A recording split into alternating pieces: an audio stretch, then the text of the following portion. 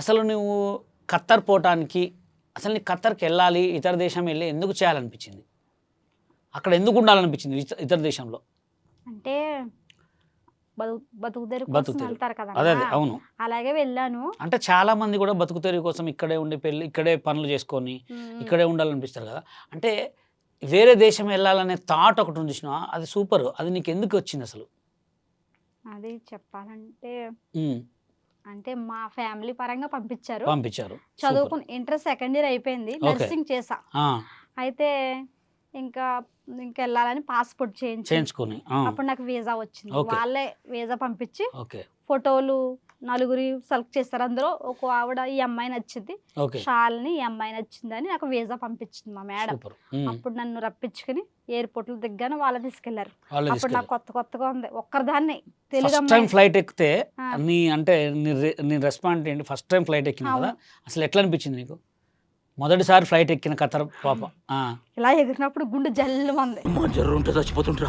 Okay. ఇలా అంటది కదా ఒక్కసారి, అవును. అప్పుడు గుండె జల్లుమంది. ఓకే. అప్పుడు పైన గాల్లో తేలినట్టు మంచిగా మంచిగా అనిపించింది. అనిపించింది. అప్పుడు ఖత్తర్ వెళ్ళాను. ఎన్ని సంవత్సరాలు ఉన్నావు అక్కడ? 3 సంవత్సరాలు. 3 సంవత్సరాలు ఉన్నావు. ఉమ్. 3 సంవత్సరాలు ఉన్నావు. కానీ మా మేడం మంచిది. నాకు అరబీ రాదు, ఓకే. ఇంగ్లీష్ లైట్కి వచ్చు. మా మేడం దగ్గరుండి అరబీ నేర్పించింది. అరబీ వచ్చా నీకు ఇప్పుడు? ఉమ్. ఒక 4 మాటలు మా ప్రేక్షకుల కోసం చెప్పు. మర్చిపోయాను. మామూలుగా ఏదన్నా ఒకటి. ఆ తిన్నవా నేను ఏమంటారు అరబీలో? అఖిల్ కలాస్. అఖిల్ కలాస్. డబ్బులు ఏమంటారు? ఆ, డబ్బుల్ని ఏదో అదే పులుసు. పులుసు. ఇంకా చాలా ఉంటాయి కదా మాటలు, మా ప్రేక్షకులకి ఏమని చెప్పొచ్చుగా?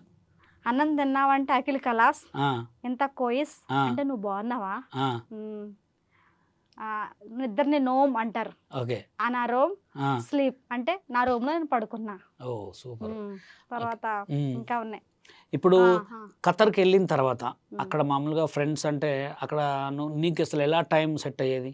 అంటే నీకు ఏ టైంలో ఫ్రీగా ఉండేదాన్ని ఖత్తర్లో? అంటే ఇప్పుడు ఒక ఇంట్లో పని చేయడానికి వెళ్ళినప్పుడు అసలు టైం ఉండదు కదా. అవును. అవును. అప్పుడు ఏ టైంలో నువ్వు వీడియోలు ఎక్కువ చేసేదాన్ని? నా అదృష్టం ఏంటంటే ఉమ్, మా మేడం అలా ఆయన ఓకే. చాలా మంచోళ్ళు దొరికారు. మంచోళ్ళు దొరికారు. మా మేడం పని అంతా చేసేసుకుని ఉమ్, పిల్లలకి అన్నం పెట్టి 8 పిల్లలు మా మేడంకి. 8 మంది పిల్లలు? చిన్నోళ్ళా పెద్దోళ్ళా? Kids. 4 చిన్నోళ్ళు, 4 పెద్దోళ్ళు. గ్రేట్. 8 మెంబర్సా?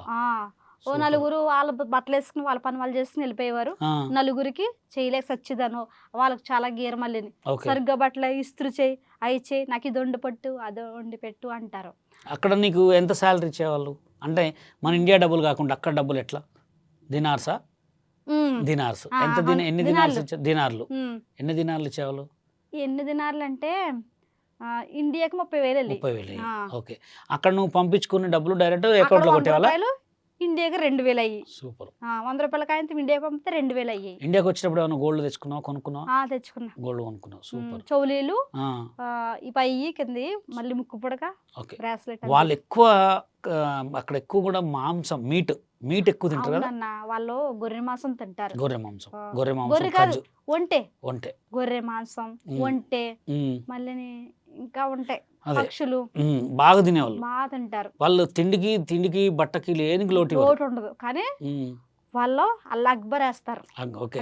తిన్నది కూడా ఆపేస్తారు, పక్కన పెట్టేసి సైలెంట్ గా అలా వేసుకుంటారు. ఏంటో అవును, అది వేసుకుని దాన్ని జానీ మాత అంటారు. జానీ మాత అది వేసుకుని మంచిగా నమాజ్ చేసుకుని ఇలా తిరుగుతారు.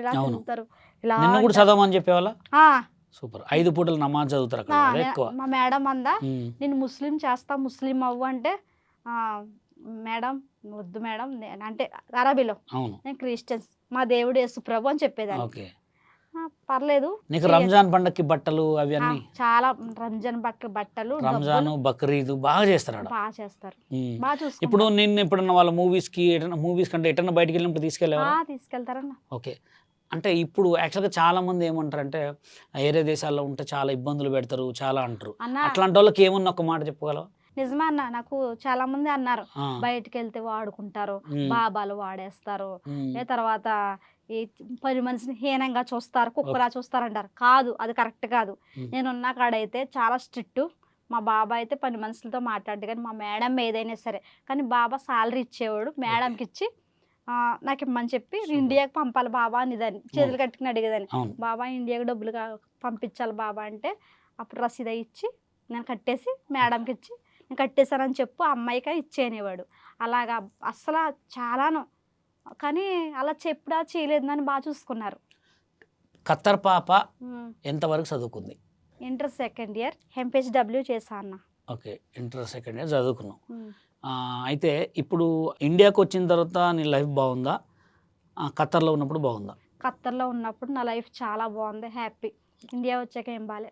ఓకే, ఇండియాకి వచ్చిందా అంటే ఇండియాకి ఇక వేర్లే, ఇండియాకి ఖత్తర్కి చాలా తేడా ఉంటుంది. అక్కడ ఏంటంటే అక్కడైతే పని మీద పడిపోతాం కాబట్టి పని కొంచెం మనం శ్రద్ధగా పని చేసుకుంటాం, నెల నెల సాలరీ వస్తుంది, మ్మ్. మంచిగా వీడియోలు చేసుకుంటాం, అంతా ముందుకు లైఫ్ నడుస్తుంది. అంతే ఇక్కడ అంతే. సరే, ఇప్పుడు ఖత్తర్ పాప సోషల్ మీడియాలోకి వచ్చిన తర్వాత మామూలుగా ప్రజెంట్ ఏం చేస్తున్నావు? నేనైతే బషీర్ అన్న, మ్మ్. సత్య అన్న, బాలు అన్న అప్పుడప్పుడు ఈవెంట్లు తీసుకెళ్ళి నాకు డబ్బులు ఇప్పిస్తారు. ఓకే. షూటింగ్లని, ఇంటర్వ్యూలని, ప్రాంక్స్ అని, ఓకే. చిన్న చిన్న కవర్ సాంగ్స్ అని. అవే మీరే కదా నాకు అన్ని చేసేది.